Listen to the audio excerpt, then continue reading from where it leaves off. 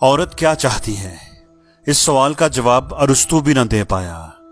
علامہ اقبال نے اس بارے میں فرمایا ہے کہ 1000 بار حکیموں نے اس کو سلجھایا، پھر بھی یہ مسئلہ زن رہا وہیں کا وہیں۔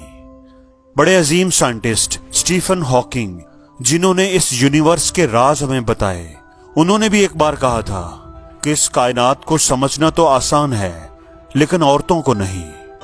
پرانے زمانے کی بات ہے کہ ایسے ہی ایک راجہ بھی اس سوال کے جواب کی تلاش میں تھا کہ عورت آخر چاہتی کیا ہے، وہ خوش کیسے ہوتی ہے، کیسے ہم اسے سمجھ سکتے ہیں، اس کی مرضی جان سکتے ہیں۔ اس کی یہ عادت تھی کہ جس شخص کو بھی پھانسی دی جانے لگتی وہ اس سے یہی سوال کرتا تھا کہ عورت کیا چاہتی ہے، اور یہ کہتا تھا کہ اگر تم اس سوال کا صحیح جواب دے پاؤ گے تو میں تمہاری جان بخش دوں گا۔ لیکن کوئی بھی کبھی بھی اپنے جواب سے بادشاہ کو مطمئن نہیں کر پایا تھا۔ ایسے ہی ایک بار ایک بندے کو پھانسی ہونے لگی تو بادشاہ نے حسب معمول اس سے وہی سوال کیا اور کہا کہ اگر تم اس سوال کا صحیح جواب دے دو گے تو میں تمہاری جان بخش دوں گا۔ اور سوال یہ ہے کہ عورت کیا چاہتی ہے۔ وہ آدمی سوچ میں پڑ گیا۔ اس نے کہا کہ بادشاہ سلامت، اگر آپ مجھے کچھ دن مہلت دے دیں تو میں آپ کو اس سوال کا جواب تلاش کر کے دے سکتا ہوں۔ بادشاہ کے دل میں پتہ نہیں کیا آیا، اس نے اس آدمی کو 1 سال کی مہلت دے دی کہ جاؤ اور جواب تلاش کر کے آؤ، اگر نہ کر سکے تو تمہاری گردن اڑا دی جائے گی۔ اب وہ آدمی چلا گیا، گاؤں گاؤں، شہر شہر، جنگلوں پہاڑوں میں گھوما، ہر طرح کے لوگوں سے ملا، لیکن کوئی بھی اسے تسلی بخش جواب نہ دے سکا۔ ایک دن اسے ایک دیہاتی نے بتایا کہ اس جنگل کے اندر ایک غار ہے اور اس غار میں ایک چڑیل رہتی ہے، تم اگر اس کے پاس جا سکو، اس سے بات کر سکو تو وہ ضرور تمہارے سوال کا صحیح جواب دے دے گی۔ اب وہ آدمی مرتا کیا نہ کرتا، جنگل کے اندر سے گزر کر اس غار کے پاس جا پہنچا۔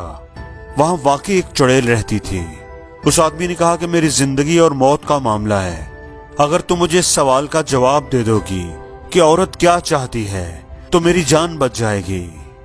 چڑیل نے کہا کہ میں اس غار میں اکیلی رہ کر تنگ آ گئی ہوں، میں ایک شرط پر تمہیں جواب بتاؤں گی کہ اگر تم مجھ سے شادی کرو گے۔ اب اس آدمی نے سوچا کہ اگر جواب کا پتہ نہ چلا تو بادشاہ کے ہاتھوں ویسے ہی جان تو جانی ہی ہے، تو مرنے سے بہتر ہے کہ چڑیل سے شادی کی حامی بھر لوں۔ شادی ہونے کے بعد چڑیل نے کہا کہ چونکہ تم نے میری بات مان لی ہے تو میں نے بھی تمہیں خوش کرنے کا فیصلہ کیا ہے۔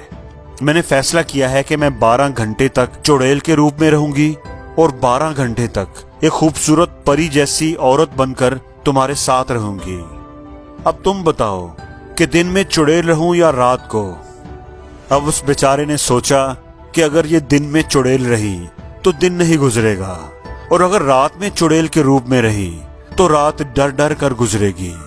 تو اس نے دل ہی دل میں بے چارگی سے لیکن ہونٹوں پر مسکراہٹ لا کر کہا کہ جب تمہارا دل کرے تو پری بن جانا، اور جب تمہارا دل کرے چڑیل بن جانا۔ یہ بات سن کر چڑیل بہت خوش ہوئی۔ اس نے خوش ہو کر کہا کہ چونکہ تم نے مجھے اپنی مرضی کرنے کی چھوٹ دے دی ہے تو میں نے فیصلہ کیا ہے کہ میں اب ہمیشہ ہی پری بن کر رہا کروں گی۔ اور وہ چڑیل ایک خوبصورت پری جیسی عورت کے روپ میں آ گئی۔ اور پھر چڑیل نے کہا کہ راجہ کی طرف سے کیے گئے سوال کا جواب بھی یہی ہے، عورت ہمیشہ اپنی مرضی ہی کرنا چاہتی ہے۔ اگر عورت کو اپنی مرضی کرنے دو گے تو وہ پری بن کر رہے گی، اور اگر نہیں کرنے دو گے تو وہ ایک چڑیل بن کر رہے گی۔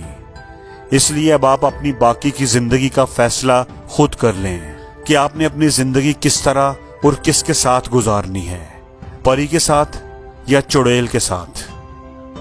اللہ کے نبی پاک صلی اللہ علیہ وآلہ وسلم نے بھی فرمایا ہے کہ عورت کو ٹیڑھی پسلی سے پیدا کیا گیا ہے، اس کو سیدھا کرنے کی کوشش کرو گے تو یہ ٹوٹ جائے گی، اس لیے اس کے ساتھ میانہ روی رکھنا اور پیار محبت سے اس کو سمجھانے کی، چلانے کی کوشش کرنا۔